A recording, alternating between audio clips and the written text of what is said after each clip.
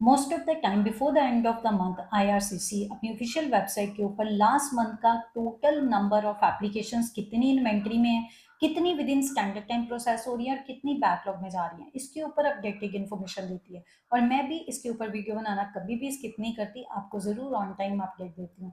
Recently मैंने video में बताया भी था और आज की ही न्यूज़ जो सामने आई है दैट इज बैकलॉग की अपडेटेड इन्फॉर्मेशन आ गई है। आईआरसीसी ने canada.ca में इसको अपडेट कर दिया है। तो आज की वीडियो में इसके बारे में जानेंगे, मैं आपको ओवरव्यू दूंगी, उसके बाद आईआरसीसी की ऑफिशियल वेबसाइट पे जाके इसको डिस्कस करेंगे कितना एक्चुअल बैकलॉग रहा है, कितना जो टारगेट रहा है और कितना एंटिसिपेट किया गया था, तो क्या डिफरेंस है।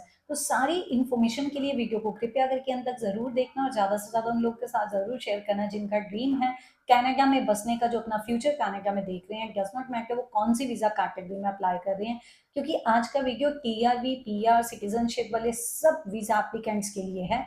इंपॉर्टेंट वीडियो है, अंत तक जरूर देखना। ऐसी इंपॉर्टेंट अपडेट्स के लिए मैं चैनल को जरूर सब्सक्राइब करना और बेल आइकन पे क्लिक करना मत भूलना, क्योंकि आपको अपडेटेड इन्फॉर्मेशन ऑन टाइम मिलती रहती है और आपको जैसे ही हमारी वीडियो अपलोड होती है उसका नोटिफिकेशन आ जाता है। अगर आप ब्रीफ में हमारी रील्स देखना चाहते हैं इसी इन्फॉर्मेशन के ऊपर तो हमें इंस्टाग्राम पे फॉलो कर सकते हैं।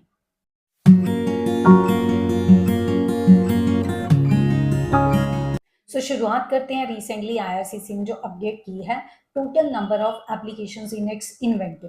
गाइस, पहले से एप्लीकेशंस भी कम हुई हैं।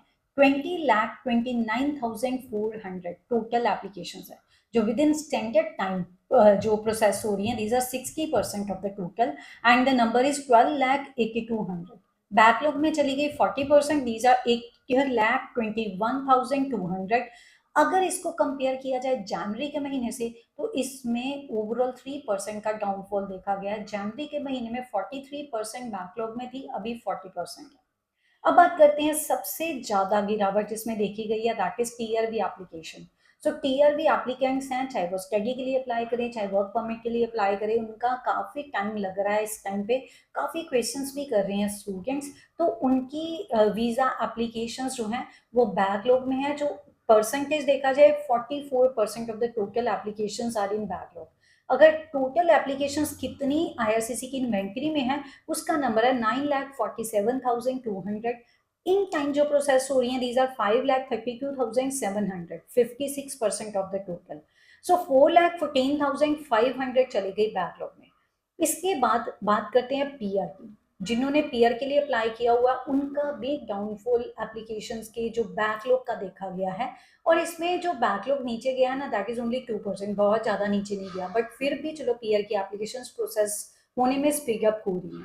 सबसे पहले टोटल नंबर ऑफ एप्लीकेशंस की बात करें 8,42,600 टोटल एप्लीकेशंस है। और इसमें जो इन टाइम प्रोसेस हो रही है दीज आर 4,78,600। इसका मतलब 57% इन टाइम प्रोसेस हो रही है। और जो बैकलॉग में गई दीज आर 43%, 3,64,000, जो पहले से 2% कम हो गया। लास्ट मंथ की बात करें 45% था, इस मंथ 43%, मतलब फरवरी के महीने में 43% हुआ है। तो ऑब्वियसली मार्च का डाटा अप्रैल में आएगा तब आपके साथ डिस्कस करेंगे। अब बात करते हैं सिटीजनशिप की। सिटीजनशिप के लिए जिन्होंने अप्लाई किया उनकी टोटल नंबर ऑफ एप्लीकेशंस है 2,39,600। जो इन टाइम प्रोसेस हो रही है दीज आर 1,96,900। ये 82% ऑफ द टोटल है। सिर्फ और सिर्फ 20% देखा जाए इनकी जो है बैकलॉग में है, दीज आर 42,700। अगर इसको जनवरी के महीने से कंपेयर किया जाए तो 0.4% बढ़ोतरी देखी गई है। जनवरी के महीने में 42,000 बैकलॉग में थी, अभी 42,700 है। नो डाउट इंक्रीज हुआ बट बहुत ज्यादा इफेक्ट नहीं कर। सो गाइज अब चलते हैं ऑफिशियल वेबसाइट के ऊपर जो आईआरसीसी की है, जिसमें ये सारी अपडेटेड इन्फॉर्मेशन आई है उसको हम गो थ्रू करेंगे और आपको पूरा डाटा दिखाऊंगी कि कितना एक्चुअल बैकलॉग था, कितना एंटिसिपेट किया गया, कितना टारगेट रहता है आईआरसीसी का, और कितनी नंबर ऑफ पीआर एप्लीकेशंस हुई हैं, और मतलब जितने जनवरी में या फरवरी में लोग एंटर किए हैं कनाडा में। तो ये सारी डिटेल्ड इन्फॉर्मेशन के लिए चलते हैं आईआरसीसी की ऑफिशियल वेबसाइट के ऊपर। ये आज के हम canada.ca की वेबसाइट के ऊपर जो आईआरसीसी की फीचर वेबसाइट है, इसके ऊपर आप ऑलरेडी स्क्रीनशॉट में देख सकते हैं जो इन्फॉर्मेशन मैंने ऑलरेडी डिस्कस की है ये फॉर द मंथ ऑफ फरवरी। अब डिस्कस करते हैं इन डिटेल में कि सबसे पहले TR means permanent residence application में आईआरसीसी का क्या परफॉर्मेंस रहा है जो उन्होंने खुद यहाँ पे मेंशन किया है from January 1 to February 28 2025। So total उन्होंने जो कि सीजन लिए हैं दीज आर 79,700 और 69,200 न्यू परमानेंट रेजिडेंट्स को उन्होंने वेलकम किया है। सो गाइज इसमें 3 कैटेगरीज आ जाती हैं। सबसे पहले express entry, frequent, high stay.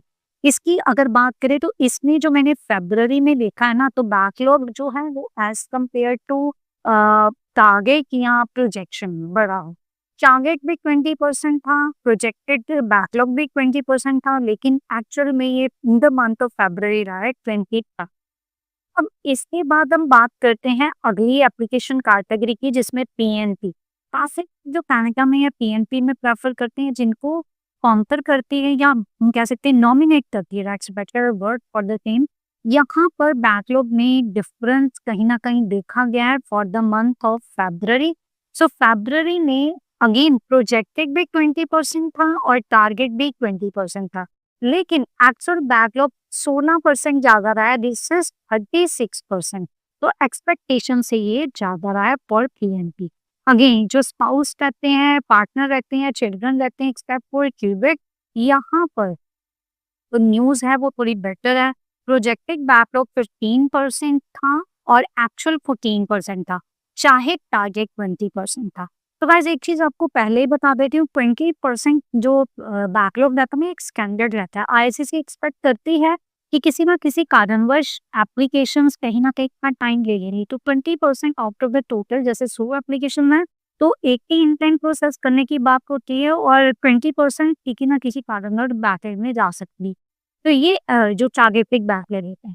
अब बात करते हैं सिटीजनशिप की। इसमें भी इन्होंने अपनी परफॉर्मेंस बताई है। We welcomed 3,28,100 new citizens from April 1st, 2022 to February 28, 2025.